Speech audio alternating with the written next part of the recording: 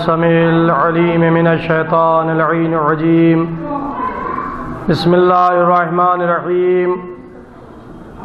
الحمد لله رب العالمين والصلاة والسلام على أشرف الأنبياء والمرسلين وخاتم النبيين بالقاسم محمد صلى الله عليه وسلم وعلى أهل بيته الطيبين الطاهرين المعصومين ولعنة الله على أعدائهم أجمعين. أما بعد فقد قال سبحانه تبارك وتعالى في قرآن مجيد والفرقان الحميد وهو أصدق الصادقين وقوله الحق.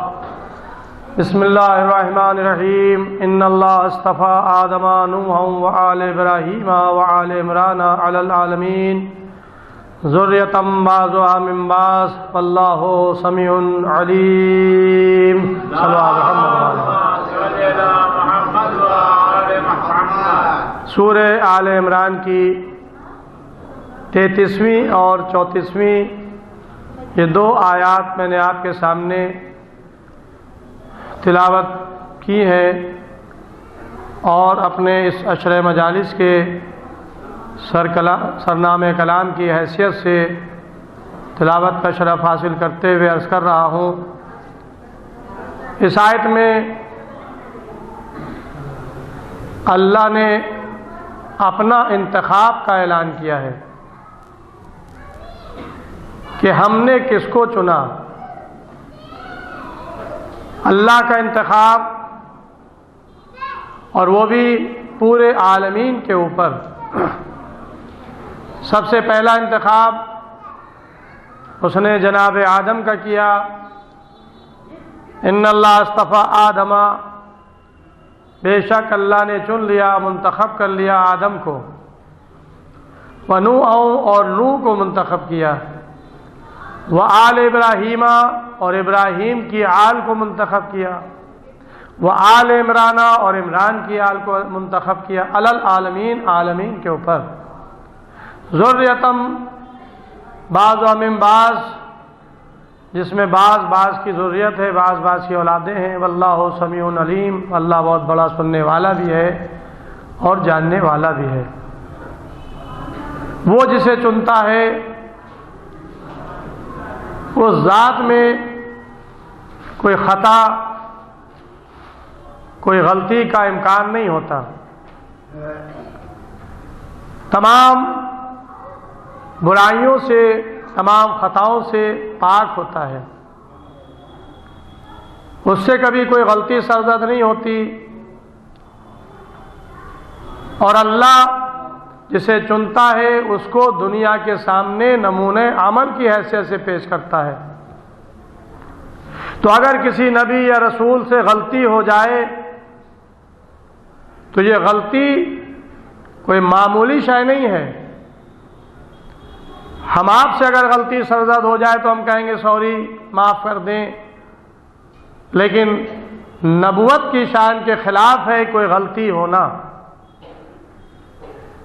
یہاں تک کہ نبوت سے سہو بھی نہیں ہوتا ہے، بھول چوک بھی نہیں ہوتی ہے. اگر کوئی نبوت میں سہو دکھائے، غلطی دکھائے، بھول چوک دکھائے تو یہ اس انسان کی بھول چوک تو ہو سکتی ہے لیکن نبی کی بھول چوک نہیں ہو سکتی.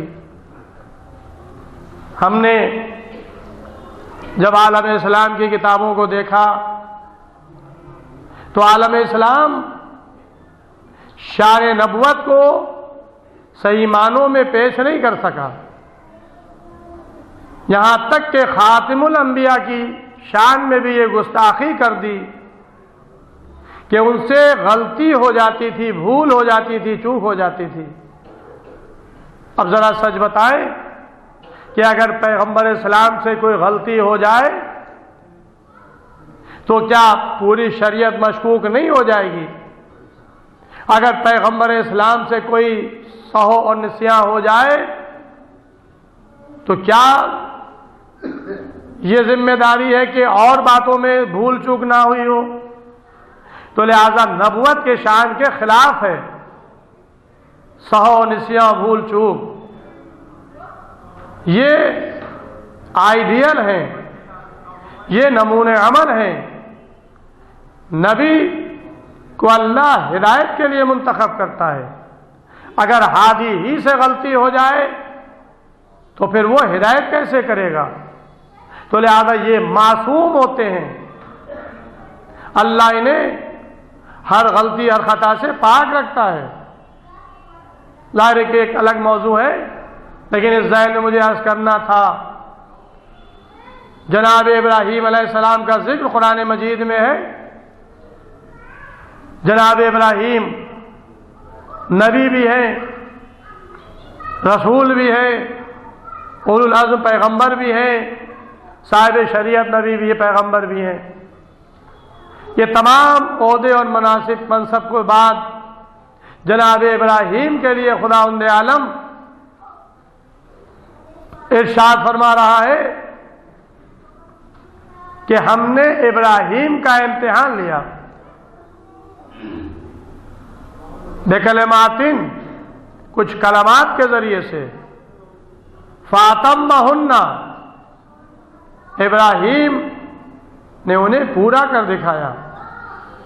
جب امتحان میں ابراہیم کامیاب ہو گئے تو اعلان قدرت ہوا کہ انی جاعلک للناس اماما، اے ابراہیم ہم تمہیں انسانوں کا امام بنا رہے ہیں، ہم انسانوں کا پیشوا بنا رہے ہیں۔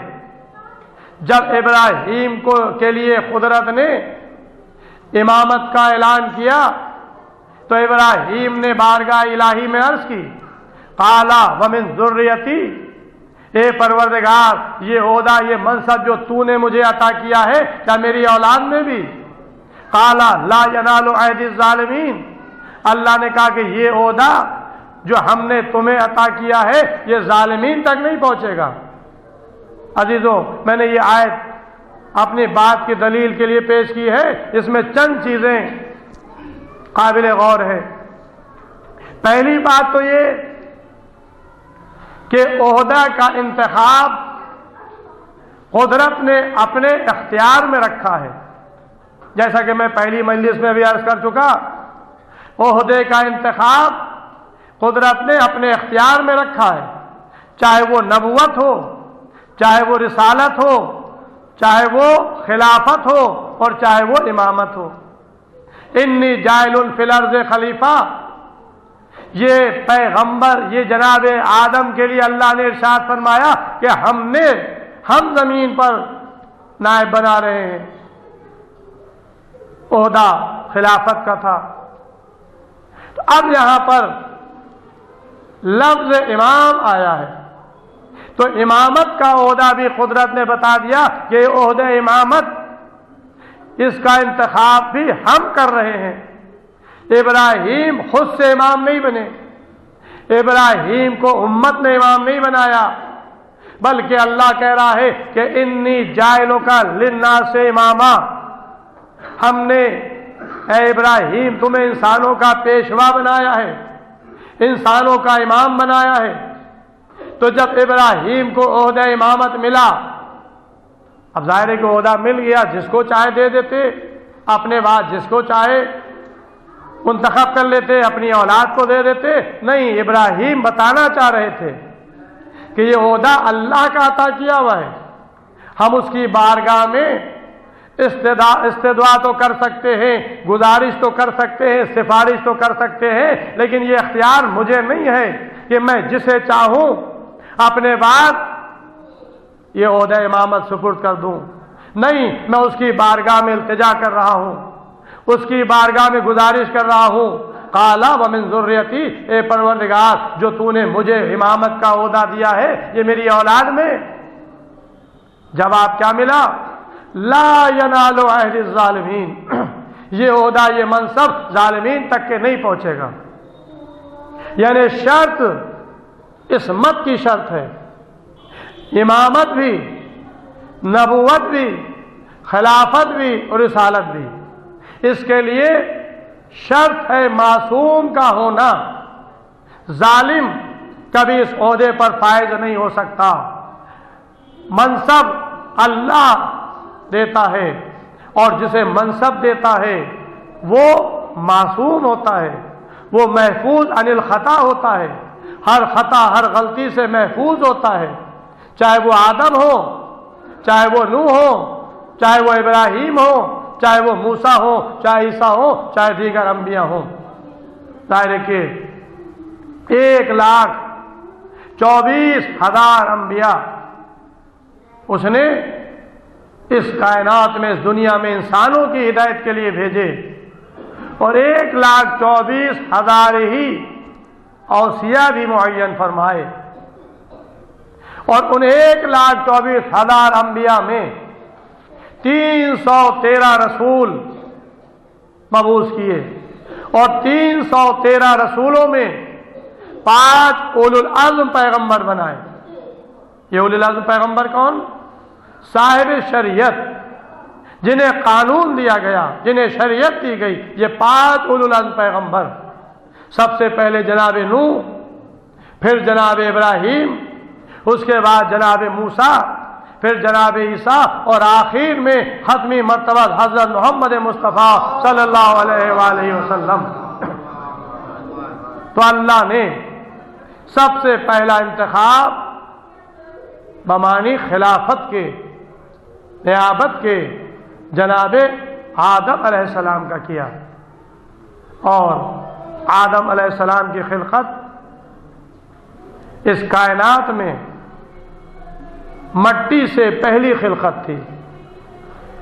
آدم کو تراب سے بنایا، ظاہر ہے کہ آدم مٹی سے خلق کیے گئے۔ قرآن مجید میں مختلف مقامات پر آدم کی خلقت کا تذکرہ موجود ہے۔ مٹی آئی، مٹی کو گوندا گیا، مٹی ایسی سوکھ گئی، کھڑکھڑانے لگی، اس کے بعد اس کا پتلا بنا، اور یہاں تک کہ وہ وقت آیا کہ جب اللہ نے پھر ملائکہ کو خطاب کیا کہ جب میں آدم میں اپنی روح خاص پھونکوں تو تم سب کے سب سجدے میں چلے جانا۔ میں نے کل یہاں تک کہ آپ کی خدمت میں عرض کیا تھا کہ یہ آدم ابو البشر ہیں، پہلی نبی اور پہلے خلیفہ زمین پر جنہیں بھیجا جا رہا ہے، ان کی خلقت ہو رہی ہے، اور جسد آدم میں روح پھونکی جا رہی ہے، اور روح پھونکتے ہی ملائکہ کو حکم ہے کہ سجدے میں چلے جانا۔ تمام ملائکہ سجدے میں چلے گئے، الا ابلیس، سوائے ابلیس کے، ابا واستکبر وکان من الکافرین، اکڑ گیا، غرور کیا، گھمنڈ کیا، اور کافرین میں سے ہو گیا۔ کہہ رہا تھا کہ ہمیں اس کام سے باز رکھ، آدم کے سامنے ہمیں سجدہ کرنے سے باز رکھ، اگر تو ہمیں اس سے باز رکھے گا تو ہم تیری ایسی عبادت کریں گے نہ ملائکہ نے کی ہوگی، اور نہ انبیاء اور مرسلین کریں گے۔ یعنی یہ دعویٰ کر رہا تھا اپنی عبادت کے سلسلے میں، لیکن قدرت نے اس کی اس بات کو قبول نہیں کیا، کہا کہ تو نکل جا میری بارگاہ سے، تو رجیم ہے، قیامت تک کے لیے تم پر ہماری لعنت ہے۔ لیکن یہ بھی عجیب تھا، جب اللہ نے کہا کہ میری بارگاہ سے نکل جا تو اس نے قدرت سے ایک سوال کر لیا، میری عبادت کا صلہ کیا ہے؟ میں نے جو تیری عبادت کی ہے، تیری اطاعت کی ہے اب تک کے، اس کا تو مجھے صلہ کیا دے رہا ہے؟ تو قدرت نے کہا کہ کیا چاہتا ہے تو، کیا چاہتا ہے؟ کہا کہ مجھے قیامت تک کے مہلت دے دے، عمر اتنی عطا کر جتنا قیامت تک کا عرصہ ہے، میں نہ مروں۔ کہا کہ اچھا، میں نے تمہیں وقت معلوم تک کی مہلت دی، قیامت تک کا مطالبہ کیا تھا، وقت معلوم تک کی مہلت دی گئی۔ یہ وقت معلوم کیا ہے؟ یہ ظہور امام علیہ السلام کا زمانہ ہے۔ جب تک کہ ظہور امام نہیں ہوگا اس وقت تک کہ ابلیس رہے گا۔ ظہور امام کے بعد ابلیس قتل کر دیا جائے گا، مار دیا جائے گا، لہذا اسے وقت معلوم تک کی مہلت دی، کہا کہ جا میں نے تجھے وقت معلوم تک کی مہلت دے دی، کہا کہ میں آدم کی اولاد کو بہکاؤں گا، گمراہ کروں گا، دہنی طرف سے بھی، بائیں طرف سے بھی، سامنے سے بھی، پیچھے سے بھی، یہ 4 سمتیں وہ معین کر رہا تھا، کہا کہ جا میں نے اس کی بھی تجھے اجازت دے دی، لیکن قرآن مجید میں ایک جملہ ملتا ہے کہ میں تیرے مخلصین بندوں کو نہیں بہکاؤں گا، یعنی ابلیس یہ جانتا تھا کہ بندے آدم کی اولاد میں ہوں گے، لیکن کچھ ایسے بندے بھی ہیں جو مخلصین ہیں، جو خالص ہیں، لہذا خالص بندوں کو ابلیس نہیں بہکائے گا، یہ اس نے پہلے ہی اللہ سے وعدہ کر لیا کہ میں تیرے مخلصین بندوں کو نہیں بہکاؤں گا۔ پھر اور کیا چاہتا ہے؟ کہا کہ آدم کی 1 اولاد ہو، میری 10 اولادیں پیدا ہوں، آدم کی اولاد مر جائے اور میری اولاد زندہ رہے، کہا کہ جا میں نے تجھے یہ بھی دیا، کہا کہ میں خون اور جسم میں، جیسے خون جسم میں سرایت کر جاتا ہے انسان کے، اس طرح سے میں انسان میں سرایت کر جاؤں گا، کہا کہ جا میں نے تجھے یہ بھی دیا، اور تیرا مسکن انسان کے دل کو بنا دیا۔ ظاہر ہے کہ یہی وسوسہ انسان کے اندر جو برائیوں کی طرف راغب کرتا ہے، انسان کو برائیوں کی طرف جو راغب کرتا ہے، یہ وسوسہ شیطانی ہے، اس کے ذریعے سے انسان کا امتحان ہوتا ہے کہ تو اللہ والا ہے یا شیطان والا ہے۔ اگر تو اللہ کی اطاعت کر رہا ہے، اس کی فرما برداری کر رہا ہے تو تو اللہ والا ہے، اور اگر تو نافرمانی کر رہا ہے تو تو شیطان والا ہے۔ اب یہ امتحان انسان کے عمل اور کردار سے ہوگا، کہا کہ بس اس کے علاوہ مجھے اور کچھ نہیں چاہیے۔ آدم نے جو دیکھا کہ ابلیس کو اتنا اللہ کی طرف سے چھوٹ مل گئی اور اللہ نے اتنا عطا کر دیا اس کی ڈیمانڈ کے اوپر، تو آدم نے بارگاہ الہی میں عرض کیا، پروردگار تو میری ضروریت کو کیا دے گا؟ کہا کہ جب تیرے بندے، تیری اولاد کسی نیک عمل کا ارادہ کرے گی تو ہم اس کا عمل اس کے نام عمل میں لکھ دیں گے، اور جب وہ عمل کر لے گا تو ہم اس کا 10 گنا ثواب اس کے نام عمل میں لکھیں گے۔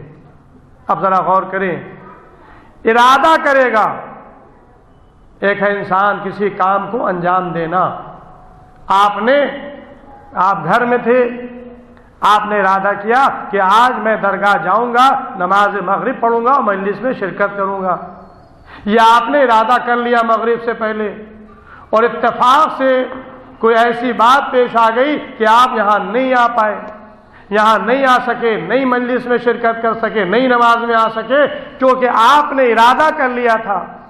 خداوند عالم آدم سے وعدہ کر رہا ہے کہ جب تیرا بندہ، تیری اولاد کسی نیک کام کا ارادہ کر لے گی تو میں اس کے نام عمل میں وہ نیکی لکھ دوں گا، اور اگر اس پر عمل کر لیا، اس کو انجام دے لیا، تو اس کا ثواب 10 گنا اس کے نام عمل میں لکھا جائے گا۔ اس کے بعد پروردگار فرماتا ہے دوسری بات کہ اگر تیری اولاد کسی برے کام کا ارادہ کرے گی تو جب تک کہ وہ برا کام انجام نہ دے لے، اس وقت تک کہ اس کے نام عمل میں نہیں لکھا جائے گا، اور جب وہ برا کام انجام دے لے گا، گناہ کر لے گا، تب بھی اسے مہلت دی جائے گی کہ یہ توبہ کر لے، یہ استغفار کر لے تاکہ میں اس کے گناہ کو معاف کر دوں۔ اور اگر مہلت کے بعد بھی انسان توبہ نہیں کرتا ہے، استغفار نہیں کرتا ہے، تب اس کے نام عمل میں ایک برائی ہی لکھی جائے گی۔ اور اس کے بعد اللہ نے ارشاد فرمایا، اے آدم، میں انسان کو توبہ کی مہلت اس وقت تک کے دوں گا جب تک کہ اس کی موت اس کے گلے تک نہ آ جائے۔ یعنی جب تک کہ انسان حیات ہے اسے اس بات کی مہلت دی گئی ہے کہ تو بارگاہ الہی میں توبہ کر لے، استغفار کر لے، اور اس کی دعوت قرآن مجید میں دی جا رہی ہے واستغفر اللہ ان اللہ غفور الرحیم۔ اللہ آدم کی اولاد سے کہہ رہا ہے واستغفر اللہ، تم توبہ کرو، تم استغفار کرو، ان اللہ غفور الرحیم، بے شک اللہ بہت بڑا معاف کرنے والا بھی ہے اور رحم کرنے والا بھی ہے۔ تو یہ اللہ نے بنی آدم کو اس کے موت تک کے، مرنے کے وقت تک کے توبہ اور استغفار کی مہلت دے دی کہ تم اپنے گناہوں سے اگر معافی طلب کرو گے تو ہم تمہارے گناہوں کو معاف کر دیں گے۔ یہ آدم کی اولاد کو اللہ نے عطا کیا۔ اور جب جناب آدم اور جناب حوا سے کہا گیا کہ تم میری جنت میں قیام کرو اور جہاں دل چاہے جاؤ اور جو دل چاہے کھاؤ اور پیو، لیکن دیکھو اس درخت کے قریب نہ جانا۔ یہ ایک مخصوص ہدایت تھی جناب آدم علیہ السلام کے لیے کہ اس شجر کے قریب نہ جانا، کیونکہ ابلیس کو وہاں سے نکالا جا چکا تھا اور یہ آدم کا دشمن تھا۔ یہ چاہتا تھا کہ آدم کی وجہ سے مجھے نکالا گیا ہے تو میں کسی صورت سے آدم کو اور حوا کو جنت سے نکال دوں۔ روایات یہ بتاتی ہے کہ سانپ کے منہ میں یہ بیٹھ گیا اور مور کے ذریعے سے وہ سانپ جنت میں پہنچا۔ وہاں جا کر اس نے جناب حوا کو بہکایا کہ اس درخت کا پھل کھا لو، تمہیں کبھی موت نہیں آئے گی۔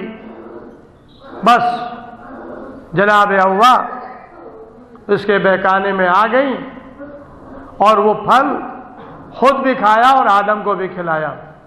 قرآن یہ کہتا ہے کہ ادھر وہ پھل کھایا، ادھر ان کے جنتی لباس ان کے جسم سے اتر گئے، اپنے کو انہوں نے برہنہ محسوس کیا، جنت کے پتوں سے اپنی شرمگاہوں کو چھپایا، اور ادھر قدرت کی طرف سے حکم ہوا کہ آدم زمین پر چلے جاؤ، زمین پر چلے جاؤ۔ آدم و حوا کو زمین پر بھیج دیا گیا اور اب زمین پر جناب آدم آ گئے۔ عزیزوں، اللہ نے آدم کو زمین کے لیے بنایا تھا اور زمین پر بھیج دیا۔ آدم سے گناہ نہیں ہوا بلکہ ترک اولا ہوا، یعنی جو بات ان کے شایان شان نہیں تھی اس کام کو انہوں نے انجام دے لیا، تو آدم کو زمین پر بھیج دیا گیا۔ اب یہ پہلا بشر ہے جو زمین پر آ رہا ہے اور ان کو ابو البشر کہا گیا۔ جناب آدم کی نسل زمین پر بڑھنے لگی۔ لیکن عزیزوں، یہاں پر ایک بات عرض کر کے میں اپنی بات کو سمیٹ رہا ہوں۔ جس وقت آدم اور حوا کو بھیجا گیا، ابلیس پہلے ہی نکالا جا چکا تھا، تو خداوند عالم نے یہ اعلان کیا، یہ بتایا کہ دیکھو تم دونوں ایک دوسرے کے دشمن ہو، ابلیس تمہارا دشمن ہے، تم اس کے دشمن ہو، لیکن دیکھو وہ گمراہ کرے گا، وہ بہکائے گا، لیکن جو میری طرف سے ہدایت نازل ہوتی رہے اور جو اس پر عمل کرے گا وہ کبھی غمگین نہیں ہوگا، کبھی محزون نہیں ہوگا۔ بس عزیزوں، یہ ہدایت جناب آدم کو زمین پر بھیجتے وقت دی جا رہی تھی۔ جناب آدم کی اولاد کے دشمن ابلیس، اسی طرف قرآن کے سورہ یاسین میں اشارہ کیا جا رہا ہے، ارشاد ہو رہا ہے کہ الم احد یا بنی آدم، اے بنی آدم، کیا اللہ نے تم سے عہد نہیں لیا تھا کہ لا تعبدوا الشیطان، شیطان کی عبادت نہ کرنا، انہ لکم عدو مبین، کیونکہ وہ تمہارا کھلا ہوا دشمن ہے، ان اعبدونی، میری عبادت کرنا، ھذا صراط مستقیم، یہی سیدھا راستہ ہے۔ عزیزوں ذرا غور کریں، قرآن بنی آدم کو وہ وعدہ یاد دلا رہا ہے کہ ہم نے تم سے عہد لیا تھا کہ لا تعبد الشیطان، شیطان کی بندگی نہ کرنا، شیطان کی عبادت نہ کرنا، انعبدونی، میری عبادت کرنا۔ عزیز، اب یہاں پر ایک سوال پیدا ہوتا ہے کہ یہ شیطان کی عبادت کیا ہے؟ ظاہر ہے کہ ایک مسلمان، ایک مومن کہے گا کہ ہم شیطان کی تو عبادت نہیں کرتے، یعنی گویا کوئی ایسا مجسمہ تو ہم نے نہیں بنایا ہے کہ جس کے سامنے ہم سر جھکا رہے ہوں، ہم تو اللہ کی عبادت کرتے ہیں، اس کی نماز پڑھتے ہیں، اس کا روزہ رکھتے ہیں۔ تو یہ شیطان کی عبادت سے مراد کیا ہے اور عبادت کیا ہے؟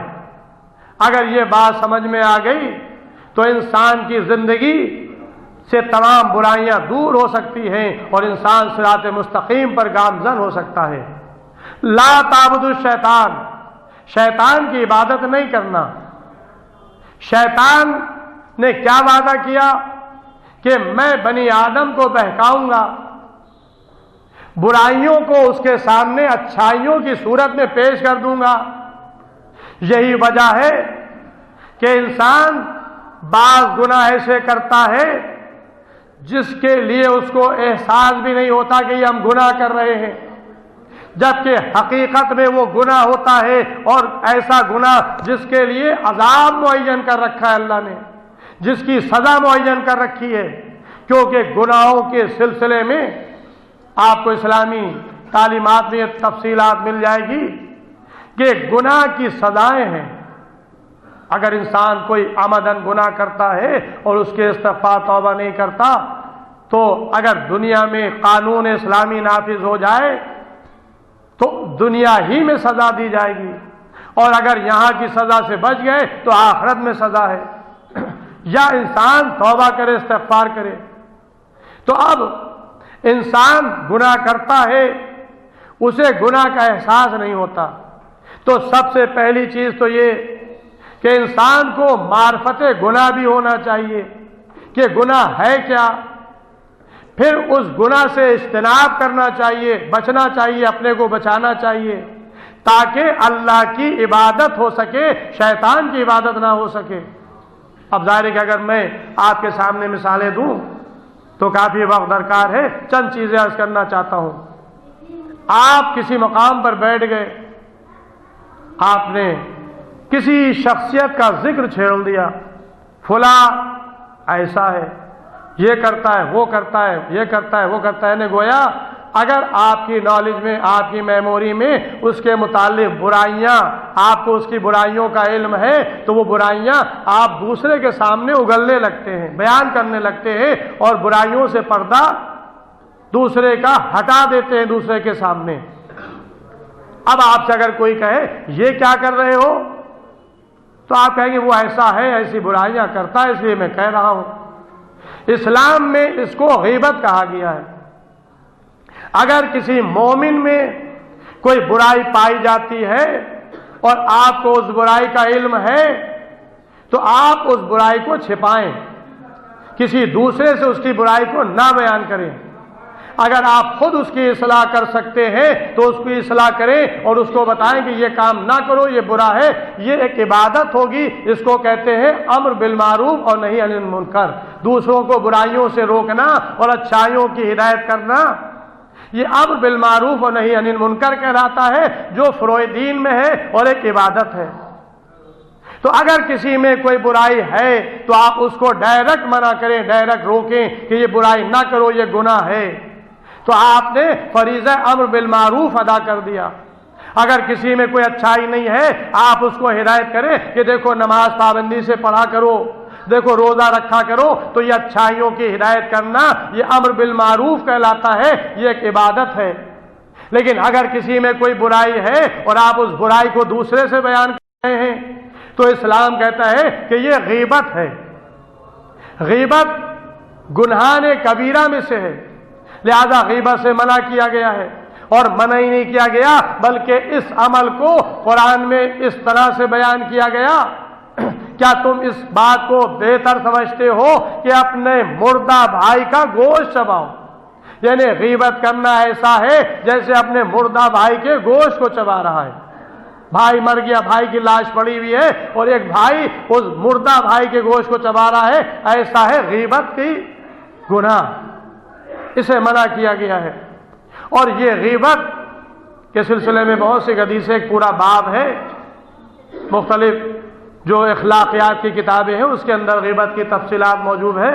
علامہ مجلسی علیہ رحمہ نے رول حیات میں، علامہ شیخ صدوق علیہ رحمہ نے جامع الاخبار میں، اور دیگر کتابوں میں باقاعدہ اس کا باب آپ کو مل جائے گا۔ یہ گناہ کبیرہ میں سے ہے، اور ہم نامعلوم کتنی مرتبہ اس عمل کو انجام دیتے ہیں۔ یہ کیا ہے؟ یہ ہمارے اندر جو شیطان ہے، ہم اس کی عبادت کر رہے ہیں، اس کی فرما برداری کر رہے ہیں، جس بات سے اللہ نے منع کیا ہم وہی کر رہے ہیں۔ تو اس کا مطلب یہ کہ آپ اللہ کی عبادت نہیں کر رہے ہیں، آپ شیطان کی عبادت کر رہے ہیں۔ اسی لیے اللہ نے کہا لا تعبدوا الشیطان، دیکھو شیطان کی عبادت نہ کرو، انعبدونی، میری عبادت کرو، ھذا صراط مستقیم، اور یہی سیدھا راستہ ہے۔ بس عزیزوں، ظاہر ہے کہ بہت سی مثالیں ہیں، میں نے آپ کے سامنے بس ایک مثال پیش کی، لیکن کیونکہ غیبت کا ذکر آ گیا ہے لہذا چند چیزیں سلسلے میں اور عرض کر دوں۔ یہ گناہ وہ گناہ ہے جس کو اللہ معاف نہیں کرے گا، اس کو اللہ نہیں معاف کرے گا۔ بہت سے گناہ ایسے ہوتے ہیں جو انسان انجام دیتا ہے، اس نے توبہ کی، استغفار کیا، اللہ نے اسے معاف کر دیا۔ نماز آپ نے نہیں پڑھی، یہ اللہ کا گناہ ہے۔ روزہ آپ نے نہیں رکھا، یہ اللہ کا گناہ ہے۔ لیکن غیبت یہ اللہ کا گناہ نہیں ہے، یہ بندے کا گناہ ہے۔ جس مومن کی غیبت کی ہے، جب تک کہ وہ نہ معاف کرے اس وقت تک کہ اللہ اس گناہ کو نہیں معاف کرے گا۔ حدیث میں آیا ہے قیامت کے دن ایک شخص پیش کیا جائے گا، اس کو جب اس کا نام اعمال دیا جائے گا اور وہ اپنے نام اعمال کو پڑھے گا تو اس کے نام اعمال میں نیکیاں ملیں گی۔ کہے گا پروردگار ہم نے دنیا میں تو یہ نیکیاں کی نہیں، یہ ہمارے نام اعمال میں نیکیاں کہاں سے آ گئیں؟ تو جواب ملے گا کہ فلاں شخص نے تیری غیبت کی تھی، اس کی نیکیاں منتقل ہو گئی تمہارے نام اعمال میں۔ ایک شخص جس کا نام اعمال پیش کیا جائے گا، وہ جب دیکھے گا کہ اس کے نام اعمال میں برائیاں لکھی ہوئی ہیں، وہ شکوہ کرے گا پروردگار دنیا میں تو ہم نے یہ برائیاں کی نہیں تھیں، یہ کہاں سے آ گئیں؟ کہا کہ تم نے فلاں مومن بندے کی غیبت کی تھی، لہذا تمہارے اس کی برائیاں تمہارے نام اعمال میں منتقل ہو گئیں۔ یعنی گویا انسان برائی کر رہا ہے، اس کو اس بات کا احساس بھی نہیں ہوتا کہ ہم جو یہ برائی کر رہے ہیں یہ کتنا بڑا گناہ ہے، ہماری اچھائیاں دوسرے کے نام اعمال میں منتقل ہو رہی ہیں اور دوسرے کی برائیاں ہمارے نام اعمال میں منتقل ہو رہی ہیں۔ تو لہذا ہمیں اس گناہ عظیم سے اپنے کو بچانا چاہیے تاکہ ہم شیطان کی عبادت نہ کریں بلکہ اللہ کی عبادت کریں جو سیدھا راستہ ہے۔ بس عزیزوں، یہی وہ چیزیں تھیں جس کو پھیلانے کے لیے، برائیوں سے روکنے کے لیے، اچھائیوں کا حکم دینے کے لیے ہمارے آپ کے تیسرے امام امام حسین علیہ السلام نے قیام کیا تھا۔ اس وقت معاشرہ برائیوں میں ملوث ہو رہا تھا، اور معاشرہ ہی نہیں بلکہ تخت خلافت پر بیٹھنے والا جو اپنے کو خلیفۃ المسلمین کہلا رہا تھا، وہ علی اعلان فسق و فجور میں مبتلا تھا، حلال محمدی کو حرام کر رہا تھا، حرام محمدی کو حلال کر رہا تھا، اور صرف یہی نہیں بلکہ حسین ابن علی سے مطالبہ بیعت کر رہا تھا۔ کیا امام حسین یزید کی بیعت کر لیتے؟ اگر یزید کی بیعت کر لیتے تو آج یزیدی اسلام ہوتا، پیغمبر کا لایا ہوا اسلام نہ ہوتا، اس لیے کہ وہ اپنی منمانی کر رہا تھا، جو وہ کرتا وہی نمونہ بن جاتا۔ لہذا حسین نے انکار بیعت کیا، مدینہ چھوڑنا پڑا، نانا کی قبر کو الوداع کہا، بھائی کی قبر کو سلام کیا، ماں سے جدا ہوئے۔ 28 رجب سن 60 ہجری کو حسین مدینے سے نکلے، مکے آئے، ماہ رجب تمام ہوا، شعبان، رمضان، شوال، ذی قعدہ، ذی الحجہ تک کہ حسین مکے میں رہے۔ ادھر خطوط مکے سے آ رہے تھے، ادھر خطوط کوفے سے آ رہے تھے، اے فرزند رسول آپ کوفے آ جائیں، ہم بے امام کے ہیں، ہم آپ کی بیعت کے لیے تیار ہیں۔ حسین علیہ السلام نے اپنے بھائی چچا زاد جناب مسلم بن عقیل کو کوفے روانہ کیا، اپنا نائب اور سفیر بنا کر، اور خود مکے میں قیام پذیر رہے۔ لیکن جب ایام حج شروع ہونے والا تھا، تمام مسلمان مکے کی سرزمین پر آ چکے تھے اور ارکان حج شروع ہونے والے تھے، عین اس وقت امام حسین علیہ السلام نے حج کو عمرہ مفردہ سے تبدیل کیا اور مکے سے عراق کے لیے روانہ ہو گئے۔ یہ 8 ذی الحجہ تھی، 9 ذی الحجہ شہادت جناب مسلم بن عقیل، اور ایک دن پہلے 8 ذی الحجہ کو حسین نے مکہ چھوڑ دیا۔ کیوں مکہ چھوڑا؟ حج کر کے نکلتے، ایک دن حج میں رہ گیا تھا، 3 یا 4 دن اور ٹھہر جاتے، حج مکمل ہو جاتا تب جاتے۔ امام حسین علیہ السلام نے مکہ اس لیے چھوڑا تھا کہ امام دیکھ رہے تھے کہ یہاں حاجیوں کے لباس میں میرے قتل کرنے کے لیے یزیدی سپاہی آ چکے ہیں، اپنے احرام میں ہتھیار چھپا کر آئے ہیں، موقع پاتے ہی یہ مجھے قتل کر دیں گے۔ بس عزیزوں، امام نہیں چاہتے تھے کہ میری وجہ سے حرم کا تقدس پامال ہو، امام نہیں چاہتے تھے کہ مکہ اللہ نے امن کی جگہ قرار دیا ہے، ومن دخل آمنا، جو اس میں داخل ہو گیا وہ امن میں آ گیا۔ اگر حسین علیہ السلام وہاں رہتے اور خون ریزی ہو جاتی تو پھر مکہ امن کی جگہ نہیں رہتا۔ لہذا حسین قرآن کے اس وعدے کو دنیا کے سامنے بچانا چاہتے تھے کہ اللہ نے کہا ہے کہ مکہ امن کی جگہ ہے تو یہاں فساد نہ ہو، یہاں خون ریزی نہ ہو، لہذا حج کو چھوڑ دیا، حج کو عمرہ مفردہ سے بدل لیا اور مکے سے آپ نکل آئے۔ عرفے کے دن آپ نے مکہ چھوڑا۔ جب مکے سے چلنے لگے تو ابن عباس قریب آئے، اے فرزند رسول کدھر جا رہے ہیں؟ کہا کہ عراق جا رہا ہوں۔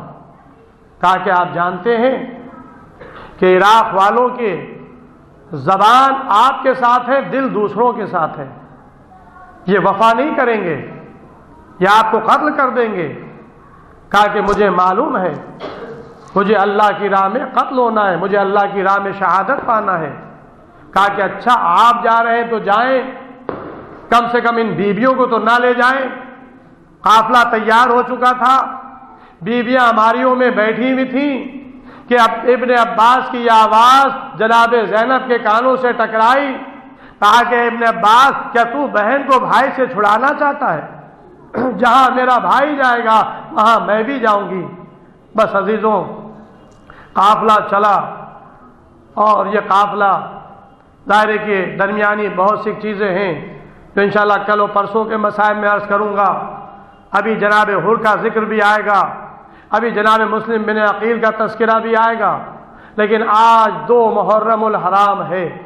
میں چاہتا ہوں کہ حسین کی اس ورود کربلا کا ذکر کر دوں، کیونکہ 2 محرم وہ تاریخ تھی کہ جب ہمارا تیسرا امام اپنے ساتھیوں کے ساتھ زمین کربلا پر پہنچا ہے، وارد کربلا ہوئے ہیں۔ امام حسین علیہ السلام کا گھوڑا چلتے چلتے رک گیا، امام نے گھوڑا بدلا، دوسرا گھوڑا کیا، وہ بھی نہیں آگے بڑھا، تیسرا گھوڑا بلایا، اس پر سوار ہوئے، وہ بھی آگے نہیں بڑھا۔ روایت میں کہ 7 گھوڑے پے در پے امام نے بدلے اور ہر گھوڑا آگے نہیں بڑھتا تھا۔ اب اس کے بعد امام پوچھتے ہیں کہ یہ زمین کون سی ہے؟ امام تو جانتے ہیں، امام صرف ظاہری شہادت لینا چاہتے تھے، اس زمین کا نام کیا ہے؟ کسی نے کہا اس کو نینوا کہتے ہیں، کہا کہ کوئی اور نام، کہا کہ اسے غازریہ کہتے ہیں، کہا کہ کوئی اور نام، کہا کہ اسے شط فرات کہتے ہیں، کہا کہ کوئی اور نام، کہا کہ ہاں اسے کرب و بلا بھی کہتے ہیں۔ بس اب جو کرب و بلا کا نام آنا تھا، حسین گھوڑے سے اتر آئے، کہا کہ بس میری منزل تمام ہو گئی، یہیں پر ہمارا قافلہ ٹھہرے گا، یہیں پر ہمارے خیمے نصب کیے جائیں گے، یہیں پر ہم قیام کریں گے۔ بس حکم دیا کہ قافلہ روکا جائے، ناقوں سے ہماریاں اتاری جائیں، بیویاں یہیں پر اتریں، خیمے نصب کیے جائیں۔ بس عزیزوں، ایک مرتبہ عباس آگے بڑھے، آپ نے میدان کا جائزہ لیا، بیویوں کے خیمے اور اپنے خیموں کا انتخاب فرات کے کنارے کیا، فرات کے کنارے، تاکہ پانی کی آسانی رہے۔ امام نے کہا کہ یہ زمین کس کی ہے؟ کہا کہ یہ بنی اسد کی زمین ہے، بنی اسد اس کے مالک ہیں۔ کہا کہ بنی اسد کو بلایا جائے، بنی اسد آئے، میں تم سے یہ زمین کو خریدنا چاہتا ہوں۔ عزیزوں، بنی اسد کافی دنوں سے اس زمین پر آباد تھے۔ کہا کہ آقا، میں آپ کو منع نہیں کرتا ہوں، آپ امام وقت ہیں، لیکن میں نے جو اپنے بزرگوں سے سنا وہ عرض کرنا چاہتا ہوں۔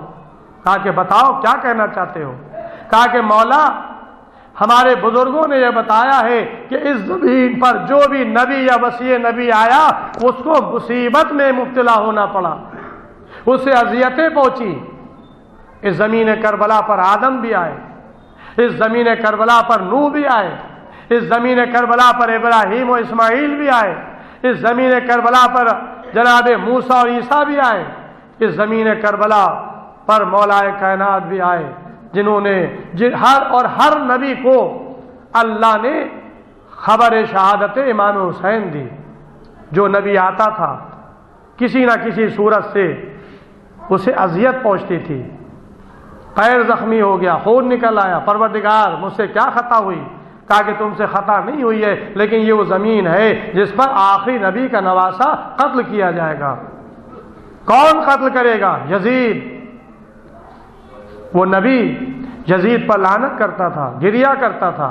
تو اس طرح سے تمام انبیاء کو امام حسین علیہ السلام کی خبر شہادت سے آگاہ کیا گیا، اور مولا کائنات بھی جب جنگ صفین سے واپس پلٹے ہیں تو زمین کربلا پر آپ نے قیام کیا، اور مولا علی پر خلودگی سی طاری ہوئی تو آپ نے عجیب منظر دیکھا کہ زمین کربلا پر خون کا دریا ہے جس میں میرا فرزند حسین ہے۔ بس عزیزوں، امام علی خواب سے بیدار ہوئے، فرمایا انا للہ و انا الیہ راجعون۔ چاہنے والوں نے پوچھا مولا خیریت تو ہے؟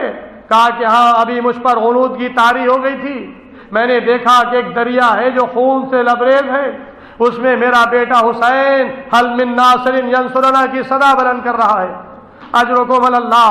عزیزو، یہ زمین کربلا ہے کہ جہاں علی نے بھی گریا کیا، یہ وہ زمین کربلا جس کی خاک جبرائیل امین نے وقت ولادت امام حسین جا کر پیغمبر اسلام کو دی تھی، اور کہا تھا اے یا رسول اللہ، آپ کا نواسا جو آج 3 شعبان کو پیدا ہوا ہے، یہ کربلا کی زمین پر آپ کی امت کے ہاتھوں قتل کیا جائے گا۔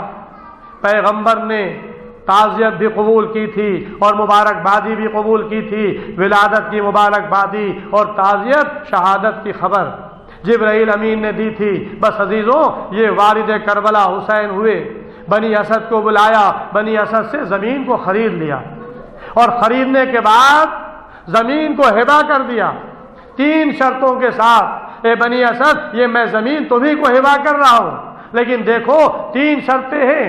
پہلی شرط یہ ہے کہ دیکھو یہاں پر ہم قتل کیے جائیں گے، یہاں پر ہم شہید ہوں گے، دیکھو یہاں پر ہمارے لاشیں دفن ہوں گے، قبریں بنیں گی، لہذا یہاں پر کاشتکاری نہ کرنا، یہاں پر کاشتکاری نہ کرنا۔ دوسری شرط یہ ہے کہ جب کوئی زائر میری زیارت کے لیے آئے تو اس کو 3 دن مہمان رکھنا، ہاں عزیزوں، حسین نے یہ جملہ بنی اسد سے کیوں کہا کہ 3 دن مہمان رکھنا چاہنے والا جب کربلا کی زمین پر آئے گا اور 3 دن مہمان رہے گا تو حسین کی 3 دن کی بھوک و پیاس کو یاد کرے گا کہ اسی زمین پر رسول کا نواسا 3 دن کا بھوکا پیاسا ذبح کیا گیا۔ اجرکم علی اللہ۔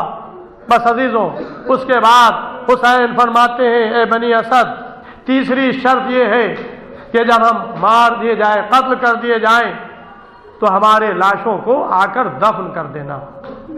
ہاں عزیزوں، یہ وصیت بنی اسد کے مردوں سے کی، اور اس کے بعد امام عورتوں سے مخاطب ہوئے، اے بنی اسد کی خواتین، اگر تمہارے مرد حکومت کے خوف سے نہ آ سکیں تو تم آنا اور آ کر اپنے ہاتھوں سے ہمیں دفن کر دینا۔ اور تاریخ لکھتی ہے کہ حسین یہیں پر خاموش نہیں ہوئے، بلکہ پھر فرمایا ان چھوٹے چھوٹے بچوں سے جو اپنے والدین کے ہاتھ پکڑے، انگلیاں پکڑے ہوئے امام کی خدمت میں آئے تھے، اے بچوں، اگر تمہارے والدین نہ آ سکے تو کھیلتے ہوئے آنا، ایک ایک مٹھی خاک ہمارے لاشوں پر ڈال دینا۔ اجرکم اللہ۔ بس عزیزوں، میں نے مجلس کو تمام کیا۔ ہاں، یہ حسین کی وصیت تھی، لیکن جب 11 محرم کی صبح نمودار ہوئی اور یزیدی لشکر نے اپنے کشتائے نجس کو دفن کیا تو ایک طرف حسین کا پامال لاشا پڑا ہوا تھا، دوسری طرف 72 شہداء کے لاشیں زمین گھر پر پڑے ہوئے تھے، جن کے سروں کو کاٹ کر لو کے نیزہ پر چڑھایا جا چکا تھا۔ کربلا کی سرزمین میں حسین کا ایک جوان بیٹا موجود، علی ابن حسین زین العابدین، جو بیمار تھے، جو زندہ رہے، جو کربلا سے خواتین کے ساتھ کوفہ اور شام کے سفر کو برداشت کیا۔ تاریخ بتاتی ہے 11 محرم کی جب صبح نمودار ہوئی تو چوتھے امام کے ہاتھوں میں ہتھکڑیاں تھیں، پیروں میں بیڑیاں تھیں، گلے میں توق خاردار، اور ادھر سے لے جایا گیا جہاں پر شہداء کے بے کفن لاشیں پڑے ہوئے تھے۔ تاریخ لکھتی ہے کہ جناب زینب کی نظر اپنے ماں جائے کے لاشے پر پڑی، اپنے کو ناقے سے گرا دیا، بھائی کے جسم کے ٹکڑوں کو اکٹھا کرنا شروع کیا، اس لیے کہ لاش حسینی 11 محرم کو پامال کیا جا چکا تھا۔ لاش حسینی کے جسم کے ٹکڑے زمین کربلا پر بکھرے ہوئے تھے۔ زینب نے ان ٹکڑوں کو اکٹھا کیا، ابھی بھائی کے لاشے پر بہن تھی، ایک مرتبہ بھتیجے پر نگاہ پڑی، کیا دیکھا کہ بیمار امام قریب ہے کہ روح جسم سے پرواز کر جائے۔ ایک مرتبہ مخاطب ہوئی، اے بیٹا سید سجاد، ذرا اپنے کو سنبھالو، یہ تمہاری کیا حالت ہے؟ اے بیٹا، مردوں میں اب تمہارے علاوہ کون ہے؟ اے بیٹا، قریب ہے کہ تمہاری روح جسم سے پرواز کر جائے۔ اے پھوپھی اماں، کیا وہ بیٹا کیا کرے کہ جس کے باپ کا لاشا زمین گھر پر پڑا؟ ارے یزیدی لشکر نے اپنے کشتائے نجس کو دفن کر لیا ہے، لیکن میرے بابا کا لاشا، میرے بھائیوں کے لاشے، میرے چچا کے لاشے زمین گھر پر پڑے ہوئے ہیں، میرے ہاتھوں میں ہتھکڑیاں، پیروں میں۔ انا للہ و انا الیہ راجعون، رضا بقضائہ و تسلیما لامرہ۔ اللہم اغفر للمؤمنین والمؤمنات والمسلمین والمسلمات الاحیاء منہم والاموات